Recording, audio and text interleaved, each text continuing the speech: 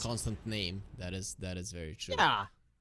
Like, think about it. Like, ever since they took off his scaling through Arcane Orb in terms of stealing some Inter Mana percentage before, just kind of stuck that to Astral, and they took off what, the multi-charge Astrals, right? Like, it just doesn't scale. Like, your Santis is a little bit of a joke.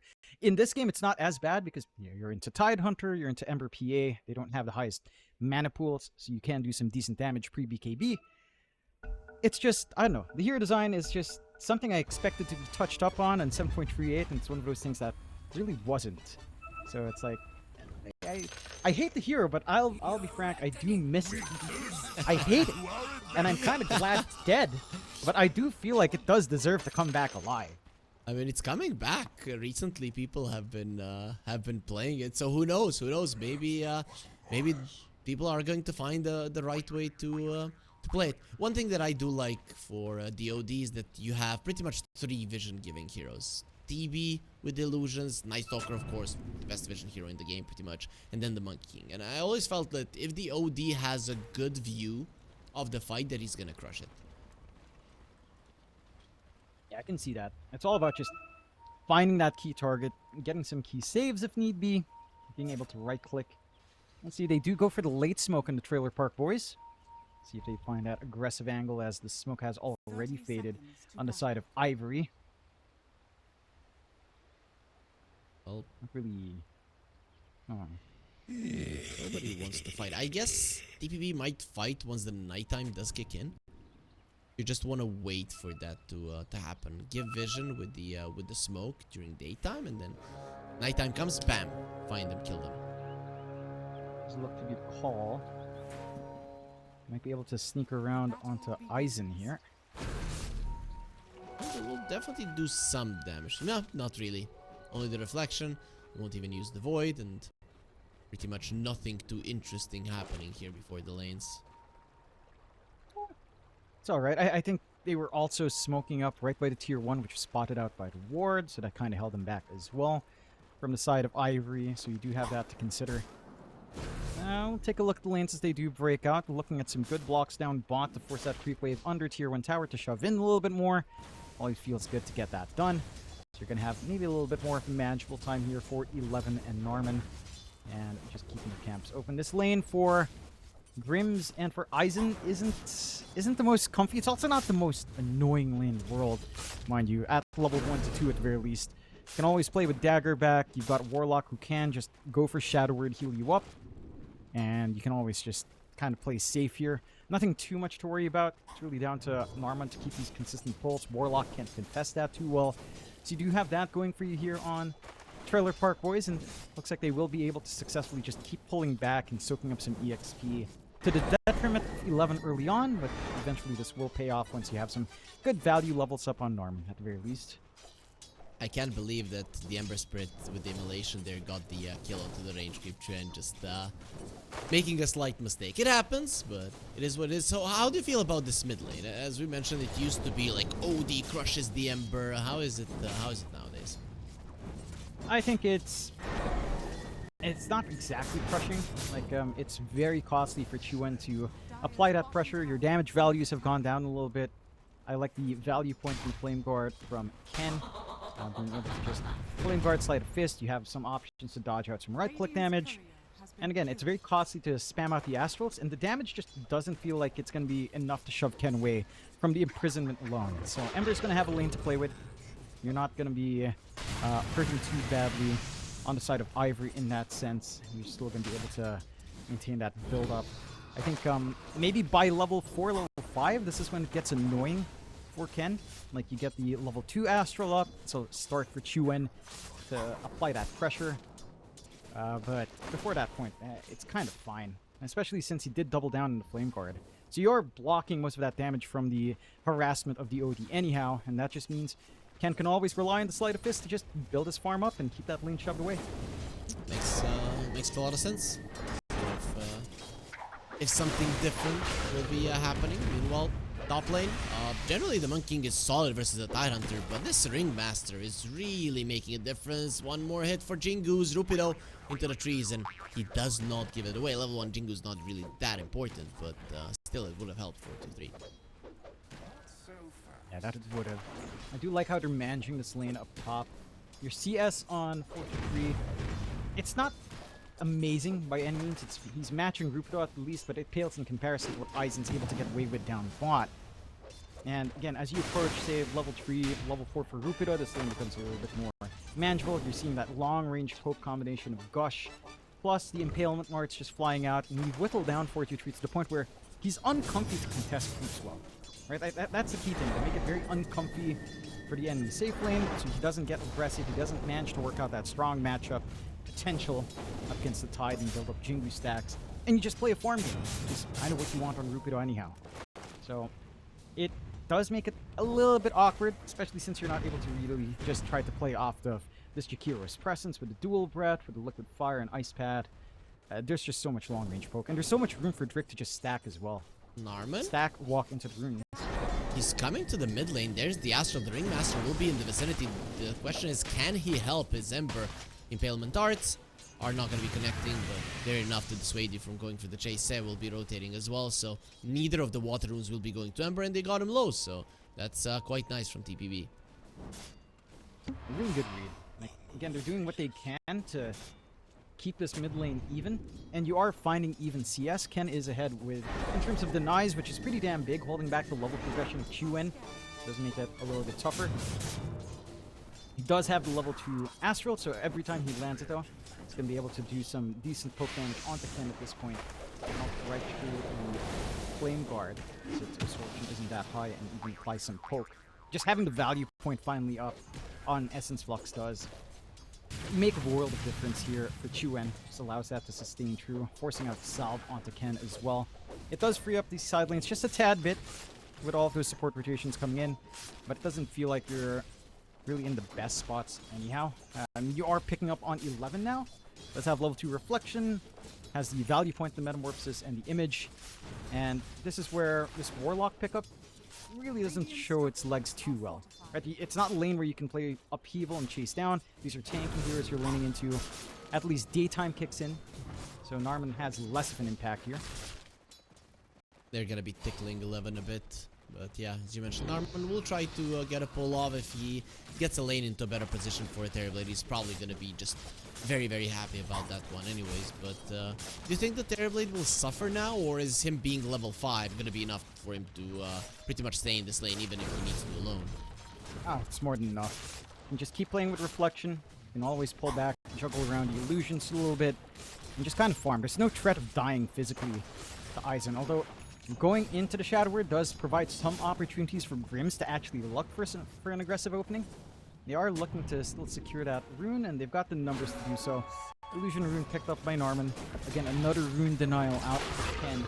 The Ember still maintaining that lane despite these denials. It's really just about keeping Chuen in an even state off of that. Still,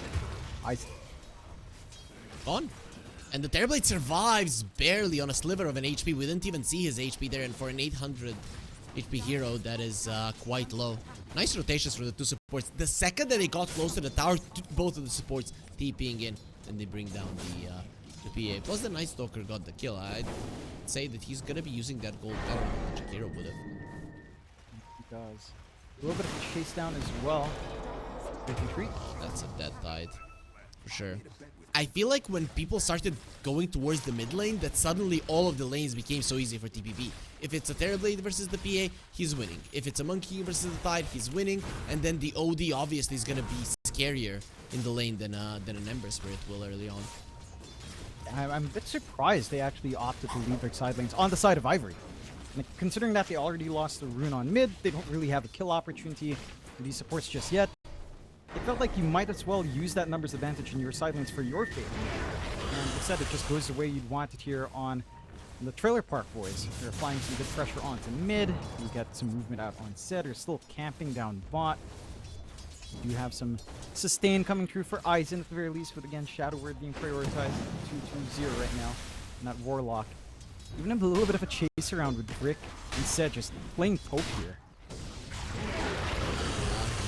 not even playing poke, they're playing kill the Ringmaster. And with a lot of ease. It just goes to show the power of this Jakiro. This time around he did go for the Icebreaker, but the damage output still insane. And also 4-3 stealing the Wisdom Shrine. Is there anything else that can go right for TPB, or have they hit all the boxes? And they've hit all the boxes. I think the next thing you'd want now is probably just when Chuen wants to come in with that Santis. He's got the Arcane, little cooldown, some good opportunities here to just melt something like the PA. You know, again, very low mana heroes to burst down. Instead, he's just satisfied playing mid, which is fine as well. Chuen's just looking to get some farm up, looking to keep that presence on mid, keep some attention onto himself to free up those side lanes in a massive way. A 2k lead being built up by the Trailer Park Boys already, and that does not bode well for Ivory. I mean, the lineup can scale up. Let's start getting entrapped just a tad bit. Trying to go for cannon, or at least to apply pressure onto that mid lane tower. There's one thing that is pretty bad on this lineup, and that is pushing. Other than the Terrorblade, especially early on, they don't have anything to do that with. And the days of the Meteor Hammer are kind of gone. When is that item coming back? No, no. No. Look, I want OD back. I do not want him back in Meteor Hammer form again. I don't mind if he's this beastly right clicker, but Arcane Orb, because he gets countered by BKB, who cares? At 25, 30 minutes in, who cares? It's fine. He has his moments. Meteor Hammer is just annoying for minute zeros. They jump onto Rupido. Chuen did take a lot of damage there, so he needs to be careful. Wukong's man, however, let's see if he's going to be using the Ravage here. No need to do so. It wouldn't have even saved his life inside of the Wukong's man. So 2 ultis, making sure that Rupido gets taken out. Yeah. Did use that Santis without the Arcane up, so the long cooldown kicks in. But you are getting, again, a ton of space. 11 manages to get that solo push down bot, like you mentioned. The Terrorblade being your main pushing here right now, outside of maybe Jakiro applying some liquid fire. You are feeling really good in this Terrorblade. Aizen's game has been so slow. Level 5, about to hit 6, does get that now with Methodical, so some damage to kick in, but nothing to really play off of that yet. Battle Fury still to be farmed up. Power Treads are up at the least with the Orb of Corrosion, but it's not going to be enough as they jump more. It's going to be the Tame the Beast there onto Narman. He's not going to be deciding to use the Crippling Fear. The second that they saw those Fatal Bonds next to an Ember, it is time to move away. Those really do hurt. That it does. Have to respect that combination with Warlock, and that they do. Looking to just now apply their own pressure mid. They have shown quite a few heroes to get this done, and it is just Drick and Ken. You could try to look to turn, but without these Santis, you don't have that instantaneous burst. It is nighttime for Narman, but he doesn't quite have the Dark Ascension to really have the move speed to instantly gap close. But this process is a slow siege. They do at least have the siege creep on hand to try to speed it up. But even the movement's coming in now from our Monkey King. 423 looking to join in. They're all looking to join in, even 11 joining in on the fight. Grims, he only has 1 point of the Black Grimoire, obviously, as they didn't have a single kill for their side in the game. And the tower still falls, so TPB bring in pretty much 5 heroes. I guess 4, Jakiro wasn't there. And they don't defend the tower. Neither do they get the deny. Yeah, you managed to achieve something. On the side of Ivory, you open up the map. You force some rotations out that really amount to nothing whatsoever. You take this Terrorblade away from his farming area down bot. Take the Monkey King away from the free top lane for a little bit. They're still looking to make some aggressive moves up. Lines are being drawn bot. Gate movement coming through here from 423.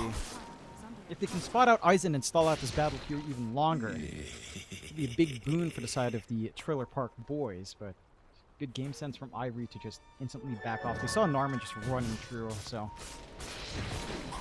not far. See Aizen. He's gonna be in trouble. Void has been used and also gets stunned up by the neutrals as well. The Croaker not really allowing him to move away. That is quite unfortunate. Probably was dead anyways, but this just solidified it. Yeah. And they do still have a long time on Dark Ascension. Armin's still trying to look for more. They've got the mobility to keep this chase up. They're looking towards it. So Trent, he just wants an Astral and will be getting onto Ember. He did get his Remnant off. DPs are coming in with the Ravage. It is a little bit tougher to go for this one, but in the end, you are forcing out DPs, and they aren't getting anything. Not quite. Again, they force out a lot of rotations onto mid themselves. Now it's Ivory kind of responding and not finding much to really care about, as they'll keep that pressure on the Trailer Park boys. Slowly shoving bot, taking control of that bot jungle, giving a lot of room up top for 4-2-3. Just a Mithril Hammer away from Maelstrom. In fact, trying to go solo here. Ooh, that's a bit dangerous, especially with 3 heroes here. He will get himself up into the trees. He saw that he wasn't alone there, or there was help coming. At least the Warlock now has his level 6. That is with using the Grimoire, only 250 HP, the XP, sorry. That is one of the saddest Grimoires I've seen lately. Yeah, that's what I'm talking about with this facet. Like, if you're winning, you probably don't need to pop the Grimoire to hit 6 at a good time. If you're losing, it's not going to take you to 6 that much faster. It's a nice boon, but it's so weird. Like, I wish it was changed.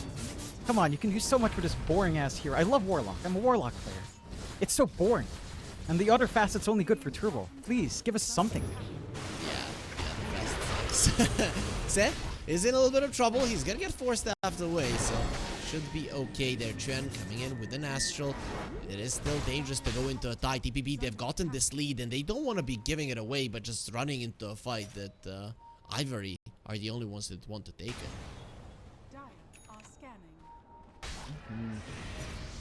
It can be, again, a really good fight. We just need to find his position with Rupido. Try to get the blink if they can. 4-3 still playing poke by himself. This guy's crazy in the monkey. Drops the Wukongs, instantly backs off. Just looking for solo plays, trying to make space on map. It feels like 11's their actual carry with how he's playing on the monkey. Making space for the Terrorblade to actually farm up, along with, to an extent, Chuen on that OD. And so far, it's paying off. Like, you have this massive net worth advantage on 11. He's been camping bot all day. Manta style not too far off.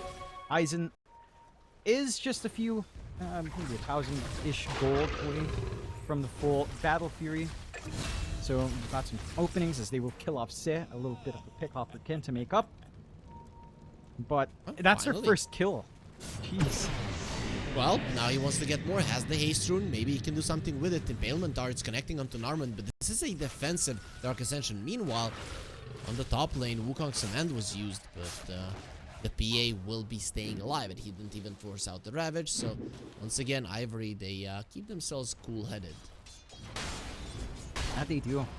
Again, it's kind of only 4-2's kind of feeling hot-fingered right now. Just looking to try to make these solo plays. Trying to force attention to himself, which, again, it's kind of panning out the way you'd want it to for the Trailer Park boys. Manta style for 11 is going to kick in. Still top net worth, still not being contested on the Terrorblade whatsoever. Smoke play out from Ivory now to try to find something here. Let's see if they'll find an opening. Pings are coming in. Chuen would be a very good target to find right now. He did stack the Ancients. Is he going to be greedy to farm them? It does seem like that's the case. First staff to try and get himself away. Golem will be dropped. He has the Astral to keep himself alive a little bit longer, and the help is coming. Let's see what Ken has to say about that one. They still want him dead, and there will be a nice Sunder coming out from the Terror. They also had a full wand, so he's going to be quite healthy himself.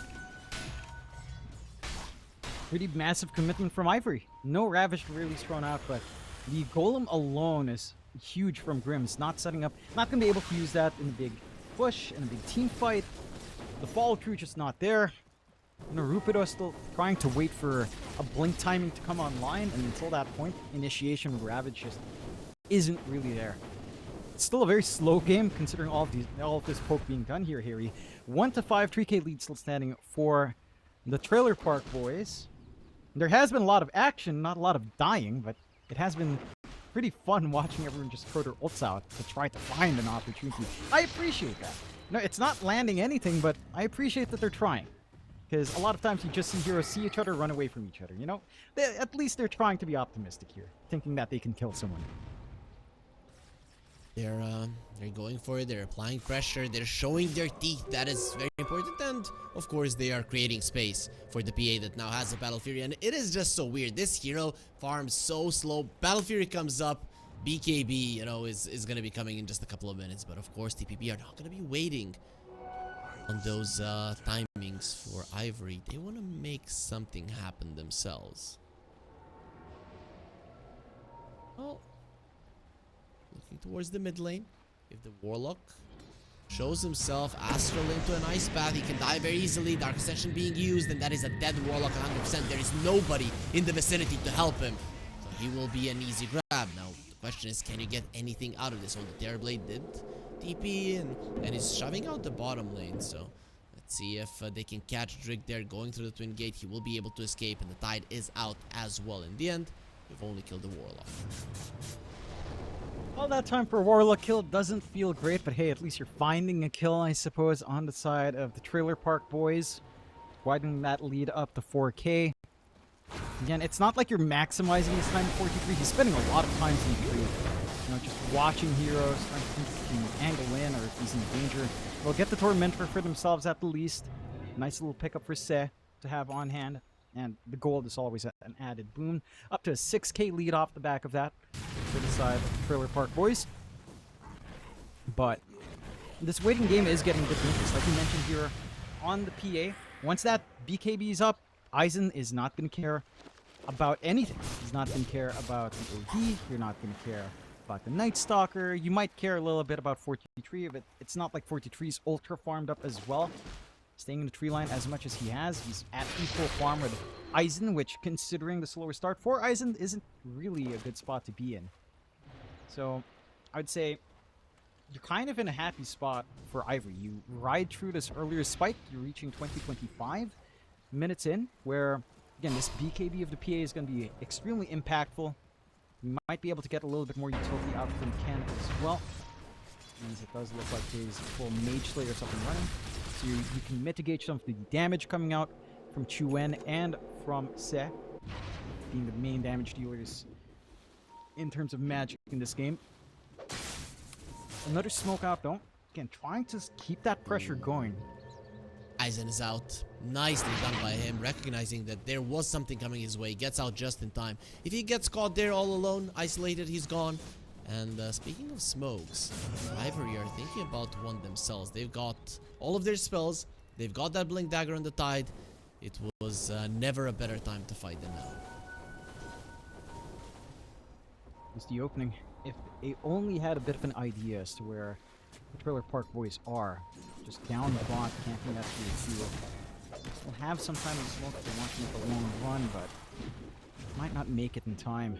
If you do find this tier 2 off the back of this for the side of the Trailer Park boys, you're going to be chuffed. You're going to be so damn happy. Missing out on this big teamfight opportunity, taking the tier 2. The top tier 2 can't fall as fast. Your push on Ivory is also slow. It's not like you'll commit Golem just to push without a teamfight beforehand. And it does look like the Trailer Park boys will get away with that for free. A tier 2 for free.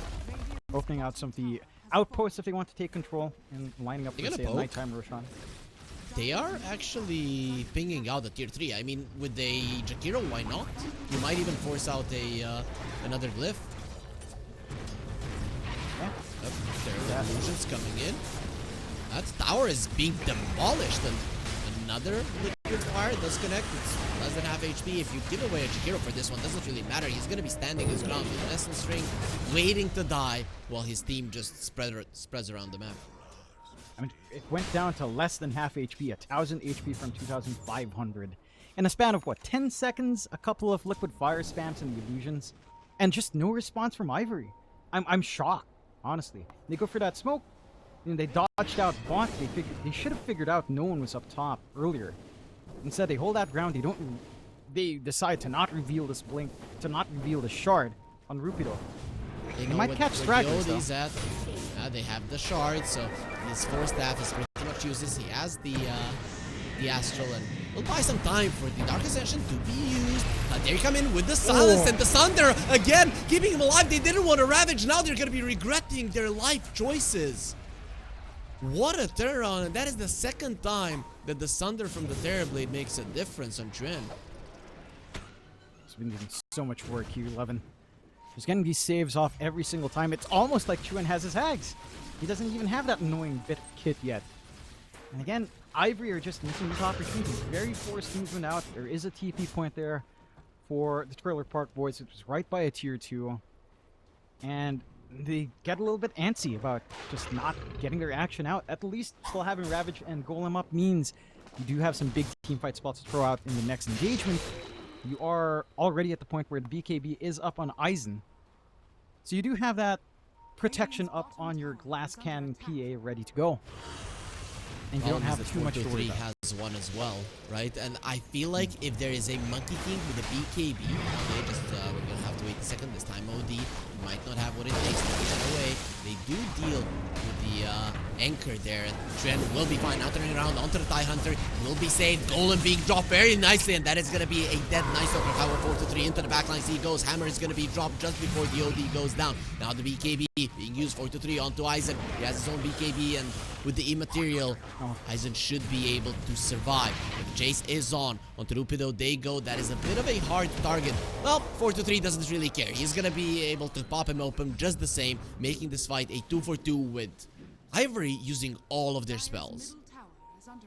Yeah, it's not the kind of circumstance you'd want. I mean, you do eventually kill off Chuen, but your problem now is 4-3 with that BKB, like you mentioned, Harry, and just 11.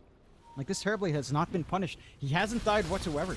11 has no kills, but he's also not dying, going for defensive Thunders, just getting all of these reflection usages out, getting really good usage out of the Metamorphosis as well, which he didn't even pop in the last fight.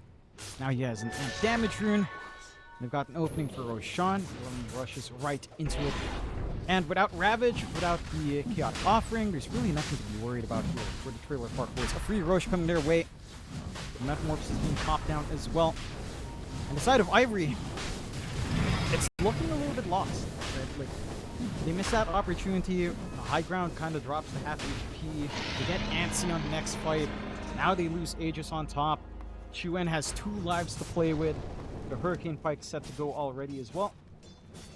Like, you've got all your timings on the side of Trailer Park Boys. Mind you, you're not building up this lead as wide as you'd expect it to be.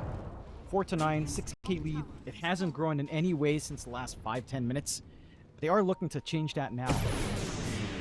And has a remnant back. Lucky for him, Dark Session was used. They will still see him, but can they really close the gap? Doesn't look like it, so the rest of his team will focus on the tower, considering that there is no spells inside of Ivory.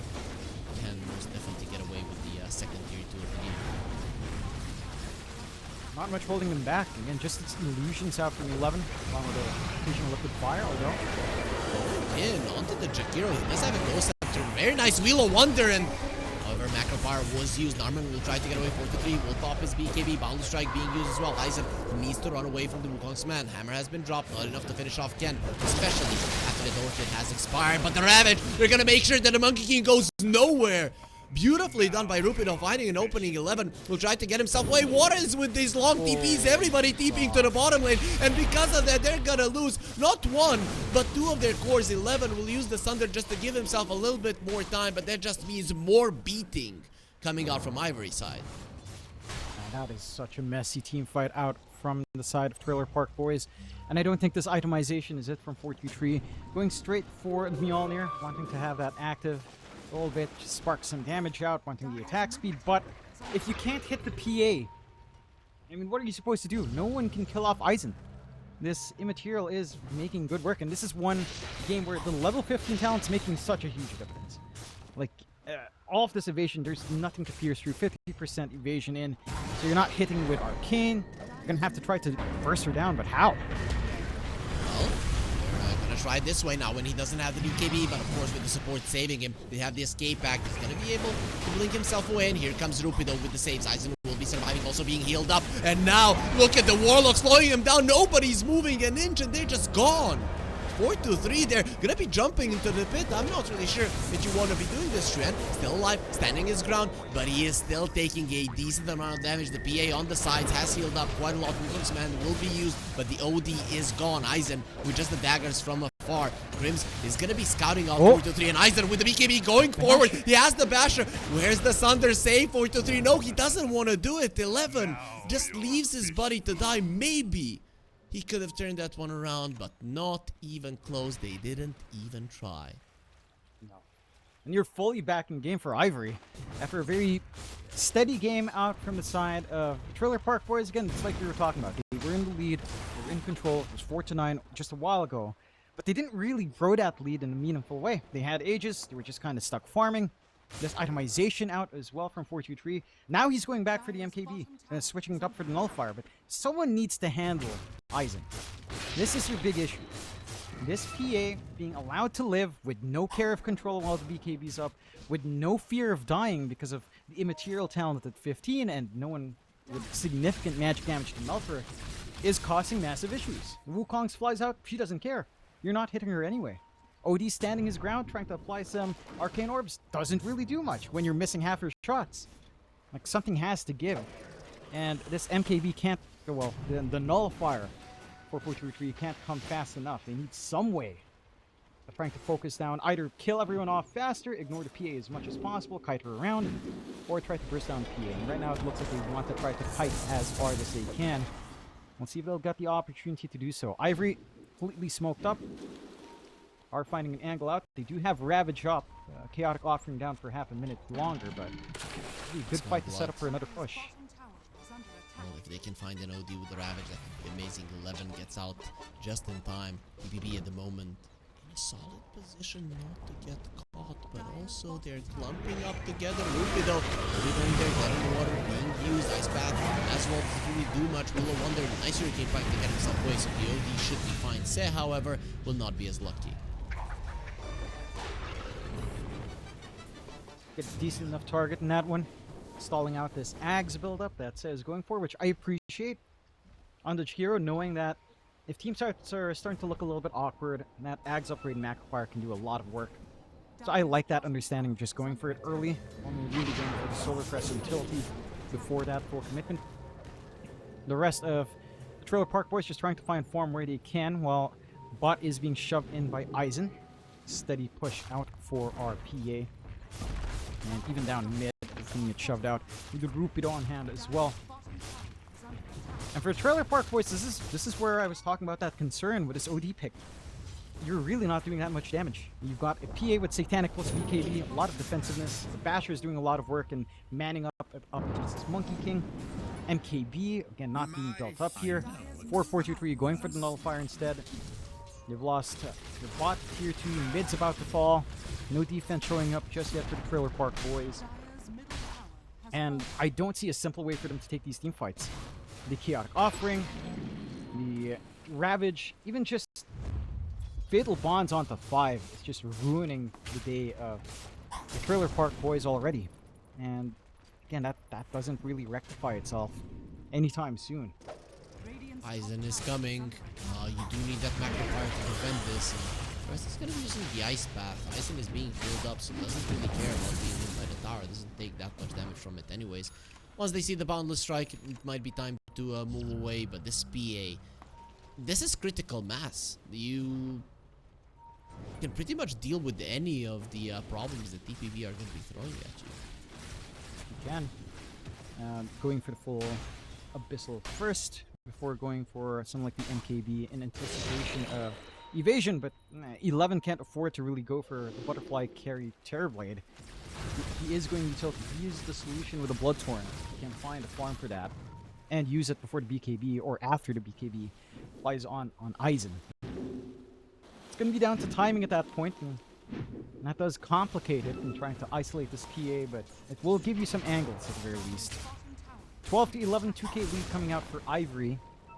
Trailer Park Boys just trying to split the map up as much as they can with 4-2-3. Aizen is alone.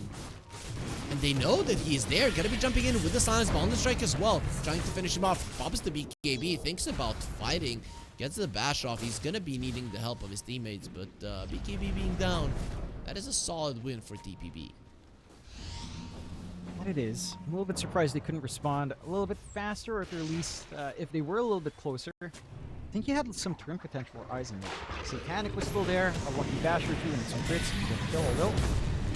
Found. Ooh. He gets his way. 4 staffs to keep him alive. That is gonna be beautiful with the Ravage connected. Going to all of them. They're just gone. 11 will get the Sundra, but he's the only one who can swap HP. And with him being alone, Aizen is not gonna stop. Let's see now how lucky he'll get. He's gonna get the extremely lucky on Eisen, but 11, he doesn't share the sentiment. Insta first hit bash, bringing them another easy kill. Yeah, and it just kind of goes back to that. Like, yes, you did pop the BKB on Eisen, but everything else is ready. Like, how are you supposed to deal with the PA anyway? It's not like you had that Bloodthorn ready. It's not like the BKB is actually a massive part. Eisen still has the Satanic, still has that turnaround play potential, and has that damage. And you can just see the effect. Just Fatal Bonds of these team fights is burning through the side of the Trailer Park Boys. Like, they are just melting with all of that sheer damage output. There's no pipe. There's not a lot of BKBs outside of 423. There's none to speak of. So the bonds are always just there and are always a consistent issue. And I don't see any way of stopping this high ground. You don't even have the full ags up yet on Se. 80 gold away, so at the least it's not too far off, but even with the ags upgrade in Macropire, it's not going to be enough. Your team fight is just completely lacking right now. To be honest, Ivory don't even have to push it here. If I was, you can still be playing it safe and disciplined. Reset, fight for Roche. But it does seem like they want to continue with the push. I'd say a bit unnecessary. And yeah, they will be pulling themselves back. Some repositioning out. Again, I appreciate the warding coming out from Ivory as well. This is something that I've seen from them even in, say, different third-party tournaments. I think Predator League was one where this really showed up. Their warding has been on point. Their ward was taken out, but their vision game across the map is just so clean. Compared to the lack of vision coming out here from the Trailer Park Boys, they just have no info to play with. Managing to get some map space out now, get some wards in the triangle at the very least, but this forward ward on the low ground of that triangle is still there. They can set up for Roshan, and they're going to be clearing it out. No problems here on the side of Ivory whatsoever. The side of the Trailer Park Boys. What can you do to fix this? Nullifier up on 423 is a start. Bloodthorn still a ways off from 11 and could be considering the BKB first instead. We're going to be taking Tormentor in exchange for Roshan. So we'll get some gold boost for losing on that secondary life. You have the shard up for Narman, so you can farm a little bit faster as well for some resources. And you are working onto the BKB now for Quen, switching away from the Ags here on the OD. Understanding that he just needs to find a way to try to stay alive, spam out the Astral, spam out the Arcane, look for the opportunity to get big Santies off. Easier said than done overall. As the secondary life is, again, present on Eisen. Has that Abyssal, going for his own Orchid, potentially into the Bloodthorn. With that Abyssal, I feel like OD is just such an easy target, right? This hero does have solid base armor, but as you itemize and as time progresses, you do not really get that much of it. And I feel like the PA will just annihilate you even if it smells you for a second. Oh, get him down. And he's still inside the Macropire. Nice. That is a big one to take away. Eisen just underestimating what his opponents are capable of. Yeah, but that is also the Ags upgrade and Macropire gone for a minute. It's a big tool in trying to get some damage in. Without that, and BKB still up, Satanic still up here on Eisen. You're not really that scared here. Well, maybe he should be, because he has lost more than half his HP. Other Ravage will be used, and they will be finding the OD. This is what we talked about. Juan pops the BKB, trying to get himself away. The Slaughter Fist will kill him there with a double attack. Eisen pops the BKB to get himself away. He doesn't have the Satanic either, so this is very dangerous. And the Monkey King will find it open. Eisen is fighting, but only until his own death. They thought that they were strong on the high ground. They should be engaging, but they made the mistake. And now the chase is on. It's still nighttime. So Narman, see where they're at. Still hesitant about going for this chase. 11, he's not going to be hesitating at all. Uses the Manta. Lupido, be a bit careful there with the silence. The Crippling Fury is there. Finally, the Golem will get dropped with the Fatal Bonds as well. Nice dodge there from the Ember. Not going to be hit by the Boundless Strike, but the Monkey King gets himself way too deep into that fight. Now we know why TPB were hesitant to really go on for a full-on chase, and the Ember is not done until Terribly he goes. Thunder not available. Slaughterfish chase isn't going to be enough. No, but the attacks from Rupido will. Monkey King will be buying back. There's the Macropire being used. Rupido does his best to escape, and he will be able to do so. So far, Monkey King doesn't want to die again. Again, this time it's a little bit more awkward for Ivory. That disconnection with the Ravage usage and the Chaotic Offering. does cost them some issues there.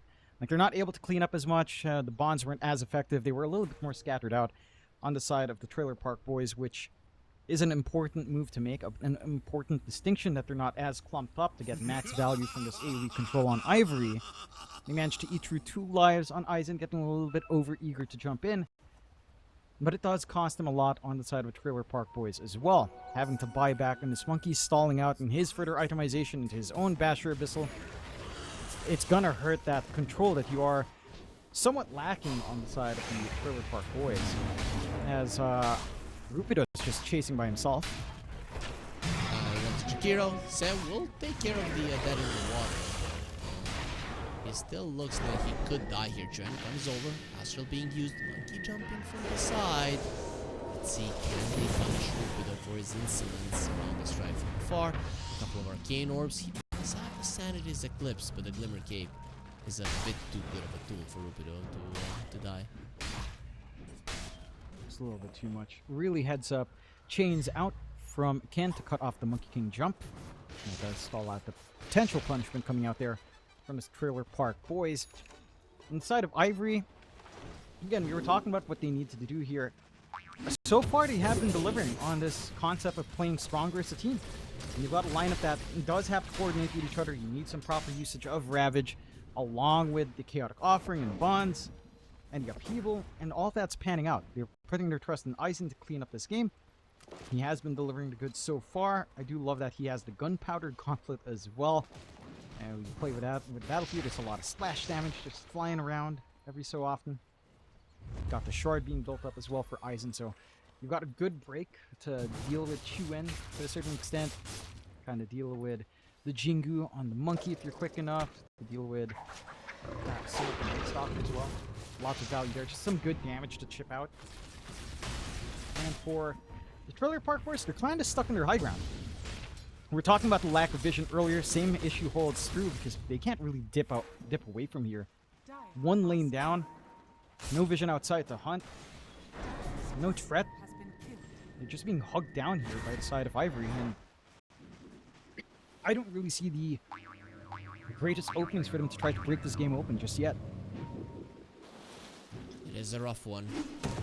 They're doing their best to stay in it, but for now it's just not working out. Also, Tidehunter having that BKB now doesn't help their case either, because he really can take a lot of the beating coming out from TPB. And of course, the Crippling Fear no longer an issue for the Tidehunter.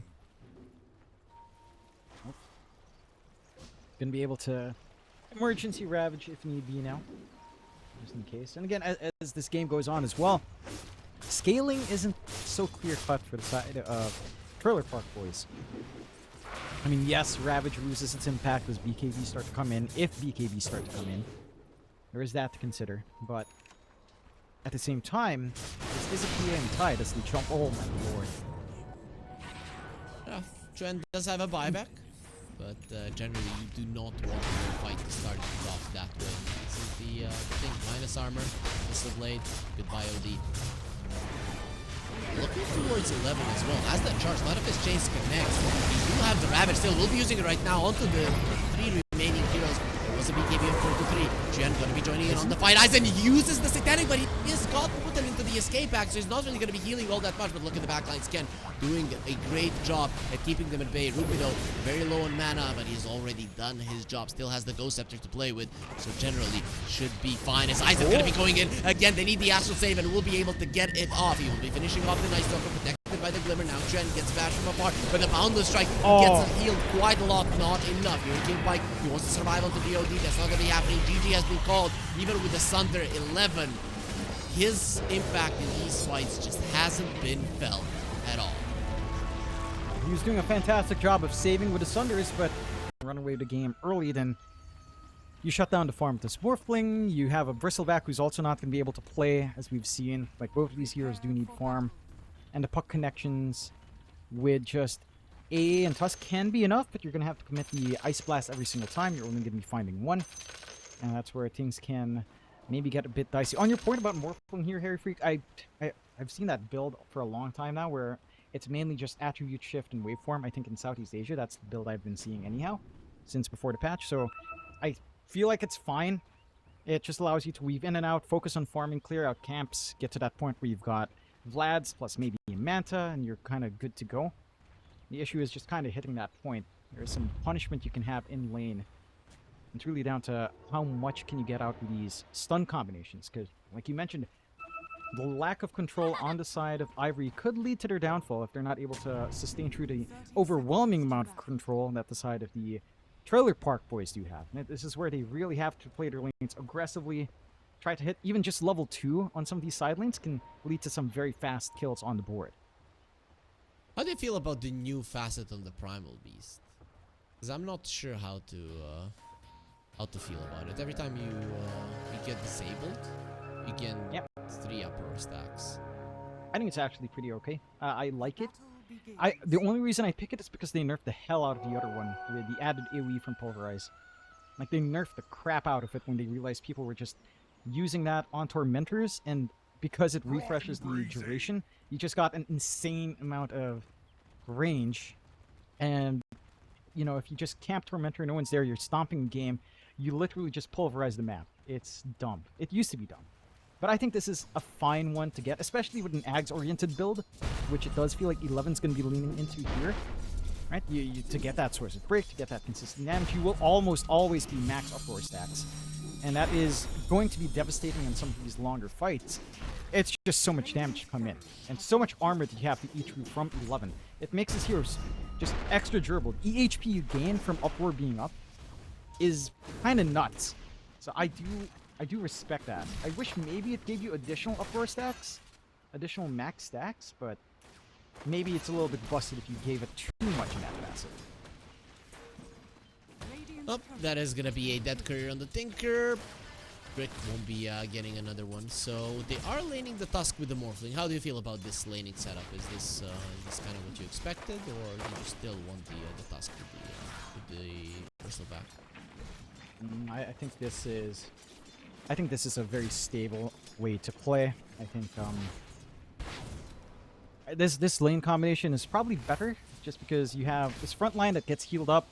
I think the offense potential of Morphling Tusk is pretty nice once you have tag team and shards up, if you can afford to commit. Issue is trying to play aggressive onto Primal Beast is probably optimistic, and you're just kind of gonna have to hang back and farm up, which is maybe better off with AA, but even then, the AA also doesn't give you much. At least the Tusk can be a little bit of a buffer zone, cutting off, copping some damage quite nicely with all of his added HP in comparison to the Ancient Apparition.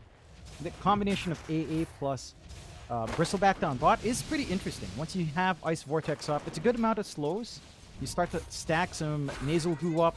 It can be hard to escape that kill zone, so like a level 3, level 4 spike can look good there. And that's the one thing. Just riding through the initial lane is what you have to do, but once you hit that point, it can get a little bit spicy here if you're not too careful in 43 and set. So, how do you feel about the mid lane? How it's developing right now? Is this within expectation, or is he getting a bit too much on the Shaker? Mid lane matchup. It's pretty much as you'd expect. Like you mentioned earlier on, right? Like Puck doesn't generally win the lane. I don't think you expect to lose the lane by a margin of 5 creeps right now in terms of CS. So it's a little bit rougher for Ken. But this is something Chuen has played to a high level for a long time, and he's kind of juggling it around well. The key thing for Ken is that he does have a slight advantage in securing water runes every single time. Heck, he could even snipe out a bounty rune if he so wished, and he's getting really he might be aggressive going with for the a tower. kill. Look at that. He has a Fairy Fire and he didn't use it.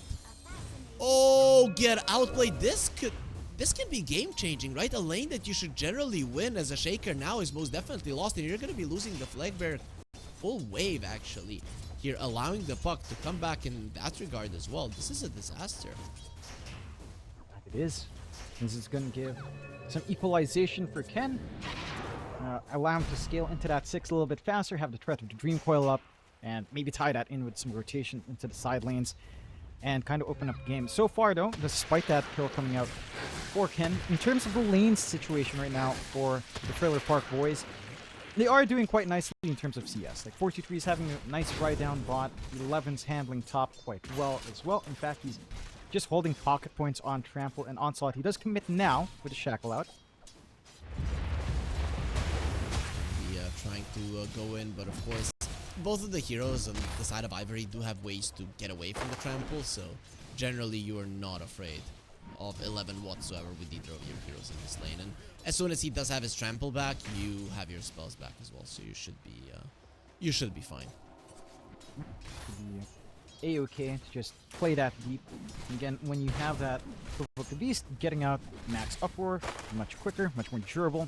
You are mainly physical damage in this lane. Clearly so. Not being able to really burst down. 11p oversteps is found bot though, Rupido. Ooh.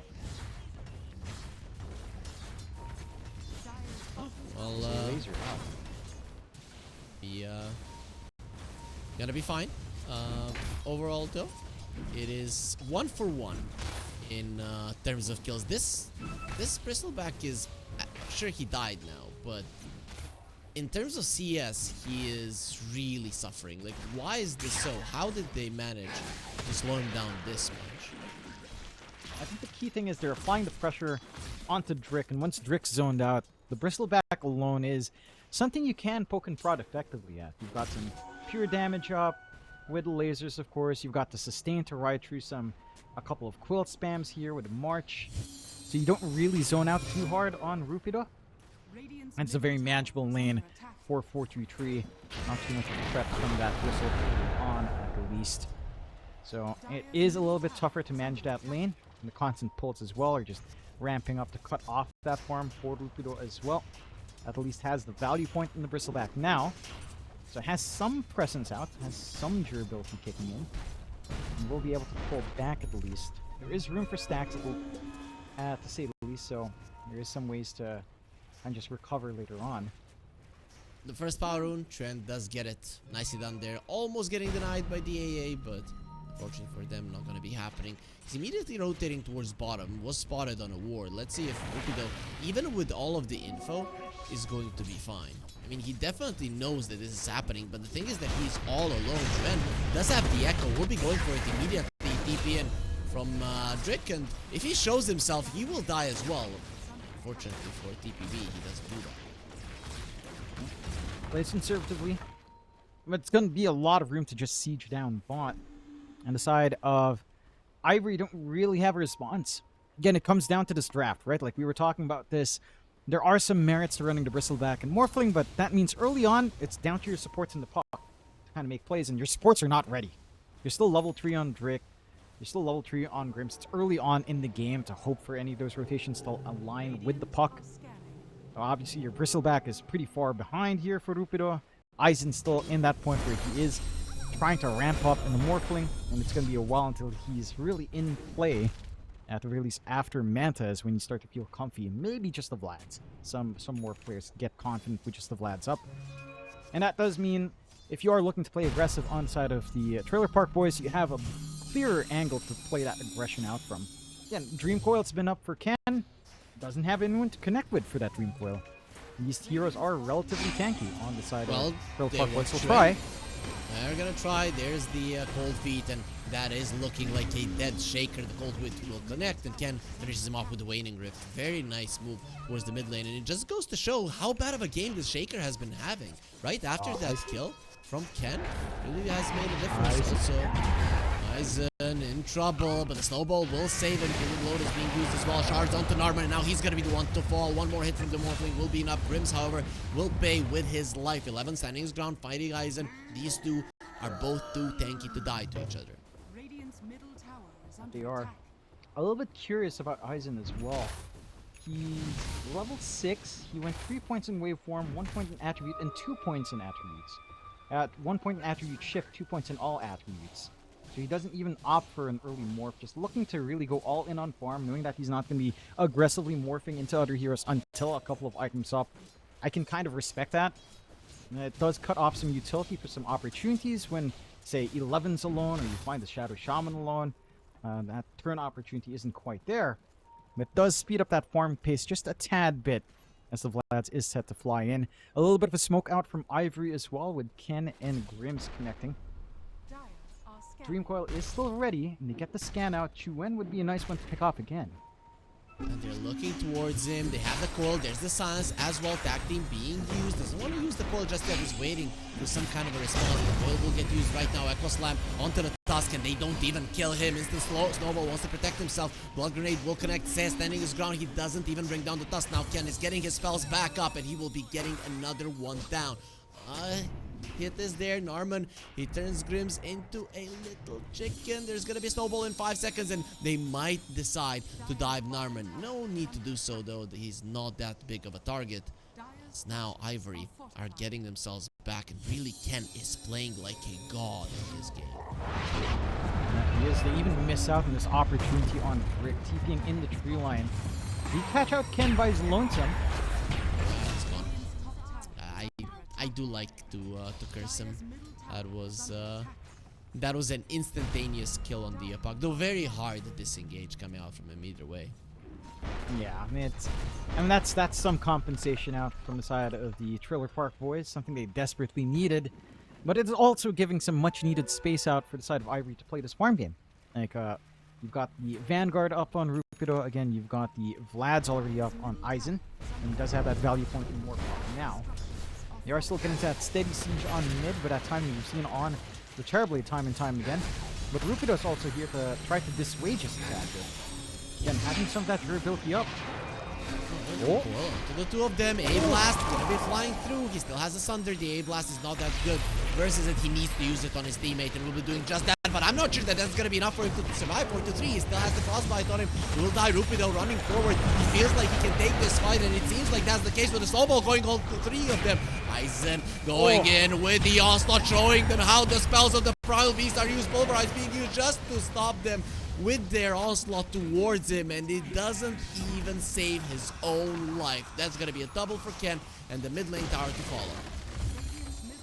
I like that play coming out from Ivory. Just really cheeky, having everyone funnel in on mid, landing the blast, forcing a Sunder out early on just to save 43's skin, and getting the punishment elsewhere. Again, it's down to this timing here for the side of Ivory. They managed to get the Vlads up on Aizen, and instantly, he hits level 8, he gets a value point in Morph, he's ready to show up, he knows he's got some sustain, he knows he has a little bit more damage to play with, and he leverages that in a big way. There's so many good forms for the Morphling in this game.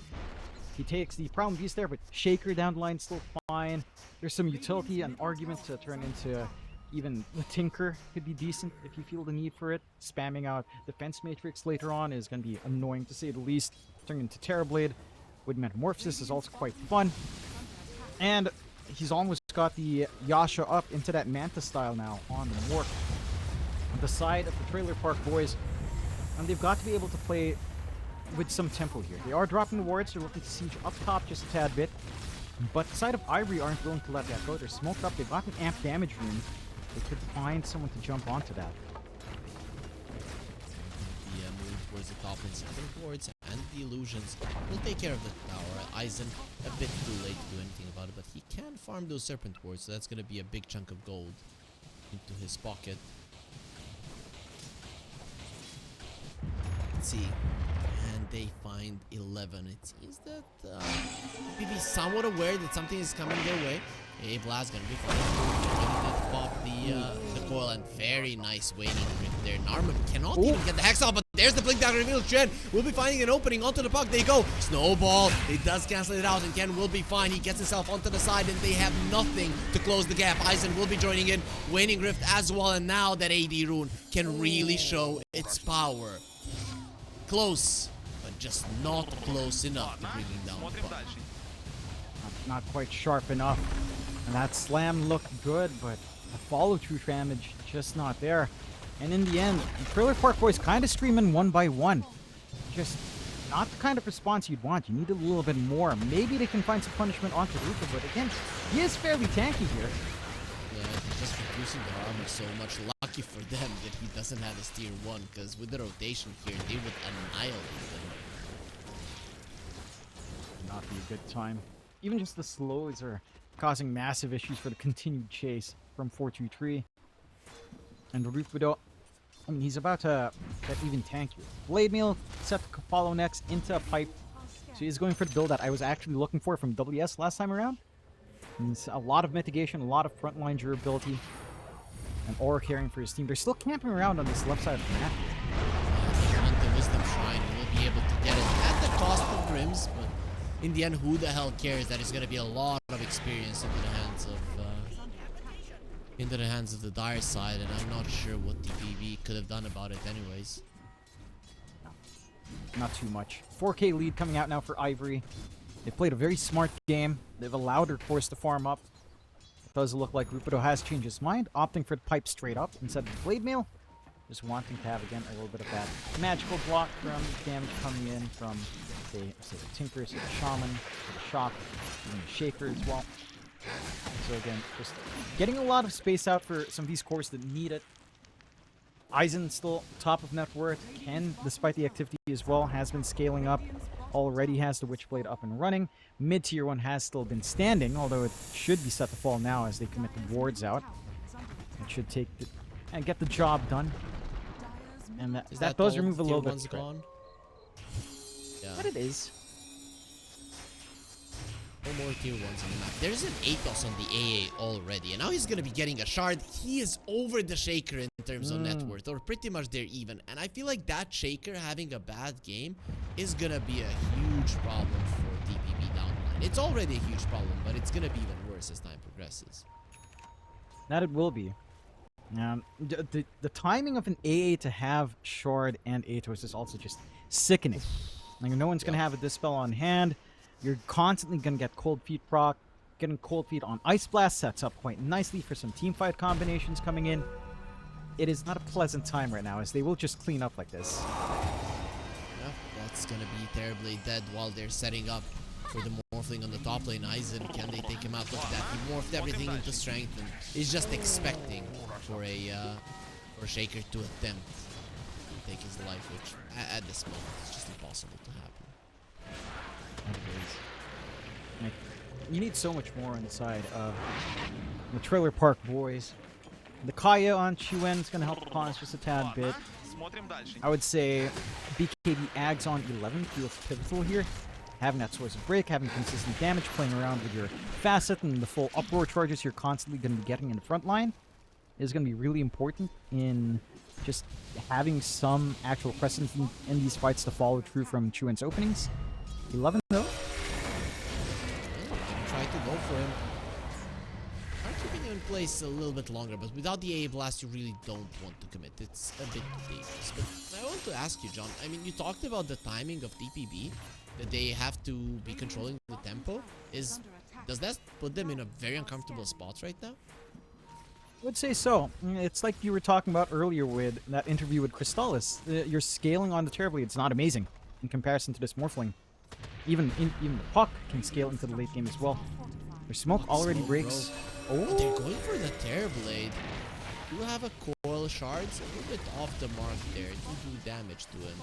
But this smoke from TPB, it kind of has to work. Well, for Ivory, not so much. It's kind of chill out a little bit, still get that farm game going. Butterfly coming out next for Aizen already has that Manta style up. And just back to that point, if you didn't manage to get control early here on the side of the Trailer Park Boys, I mean, you know, leveraging this early timing that the Terrorblade can have on top of other heroes by virtue of Metamorphosis, then you're relying on scaling a little bit more. And again, Terrorblade scaling in this kind of game is just not clear cut. This Morphling's going to be an issue. The constant minus armor just removes the value of the Terrorblade in terms of his durability as a core. You don't have that gimmick with your high base armor any longer when Rupido's up front, getting all of the dues out. Roche going to be falling here towards Ivory as well. And get themselves a nice free secondary life up and running on Aizen. And no answers out from the Trailer Park Boys. I mean, all they can do now is just try to farm into the point where they can do a little bit more. This BKB on 11 will help the cause, along with having a Dispel on 4v3, but his Manta is still a ways off. Oh, that's not gonna be allowed to TP away. The A-Blast is flying in. There is a pause. Because, like, can we enjoy the scenery a little bit longer? And that is a pretty bad way to go. That it is. Yeah, showcase view on that beautiful Terrorblade flying up in the air. Feels like, you know, one of those cartoons when somebody's falling to their death at the start. And, you go back. How did I get here? Well, we Pretty know. much. You know what I always find funny with Showcase View on like stun effects? If you move if you move the camera just right, you can see how far the stun spiral is disconnected from the hero model just from displacement. It's one of those things with animation. Always makes me kind of giggle. It's something you just have to kind of contend with when you're rigging up and mapping objects onto each other. When you displace them, you know, it just acts a little bit funky. It's a little bit of a fun little thing. If you're an animator, then I feel sorry for you. Just kidding. But I was an animator once, and it is it's a life. I don't know if one should willingly choose that, but we do. Hopefully you had fun. I can see you changed careers, so maybe not as much as one would want. But either way, that is another kill on the Terrorblade. They're just destroying this game. I mean, they're destroying TPB. Not gonna lie, I don't see a single hero on their side who's having a good time. No, certainly not. All the heroes suffering. Chuwen still behind Drick in terms of farm. Mid Shaker is just not hitting its big item spikes that he wanted to. And again, I don't see that recovery coming in very simply here for the side of the Trailer Park boys. Everything is just lined up right now for the side of Ivory. They've got control. They've got pretty much everything they could ask for at this point. Full pipe up on Rupido. Going for the Heaven's Halberd next. Gonna go for the Sanjin Yasha next as well. Gonna be extra durable. Just looking to spam that viscous nasal goo out. Maybe could go with his shard. That's the one thing lacking here from Rupido. And once you've got that up and running, you really have nothing that you're wanting. Spot out 11, farming up a little bit here. He still doesn't have his BKB. He's very close to it. And now with the Parasma, Puck is going to be doing massive amounts of damage. Tusk goes in, actually stays on the low ground. Once the A blast is connected, will stop his TP. Unfortunately, it was the AA that got the shard from the first Tormentor, and that is why Crown Beast will die.